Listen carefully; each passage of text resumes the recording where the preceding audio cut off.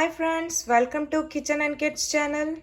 अगर आपने अब तक सब्सक्राइब नहीं किया हो तो प्लीज़ नीचे दिए गए सब्सक्राइब बटन को क्लिक कीजिए और हमारे चैनल को सब्सक्राइब कीजिए। चलिए आज हम बनाने जा रहे हैं आटे का हलवा। इसके लिए मैंने यहाँ पे लिया है 1 कप घी, 4 पिंच इलायची पाउडर, 1.5 कप आटा और 1.5 कप शुगर। पानी मैंने लिया है 3 कप। सबसे पहले एक पैन लीजिए और उसमें घी गरम कर लीजिए। जब घी गरम हो जाए तो हमने यहाँ जो 1.5 कप आटा लिया था वो हम इसमें डाल देंगे और इसको अच्छे से मिक्स कीजिए।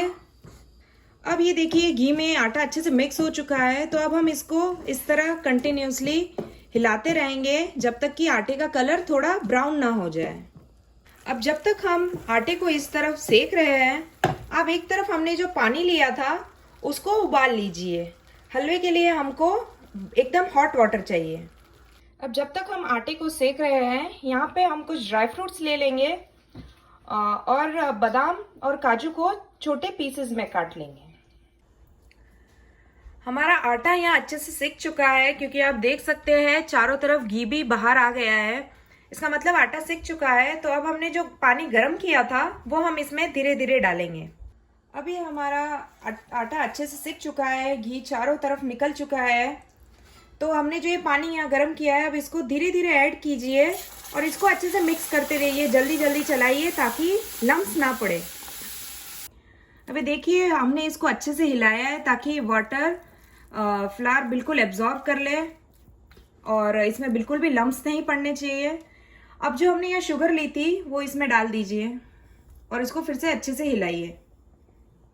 अभी शक्कर गल चुकी है, हमने इसको अच्छे से हिला दिया है। तो इलायची पाउडर जो हमने लिया था इसको भी अच्छे से डाल के मिक्स कर लीजिए। अभी जो ड्राई फ्रूट्स लिए थे ये हम इसमें डाल देंगे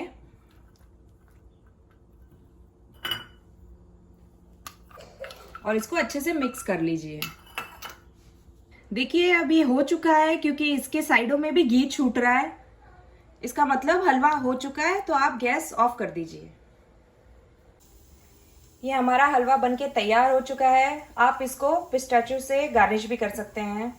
आई होप आपको वीडियो पसंद आया होगा। आपने अब तक चैनल को सब्सक्राइब नहीं किया है तो प्लीज़ इसको सब्सक्राइब कीजिए ताकि आपको सारी न्यू रेसिपी मिलती रहे। Thank you so much for watching.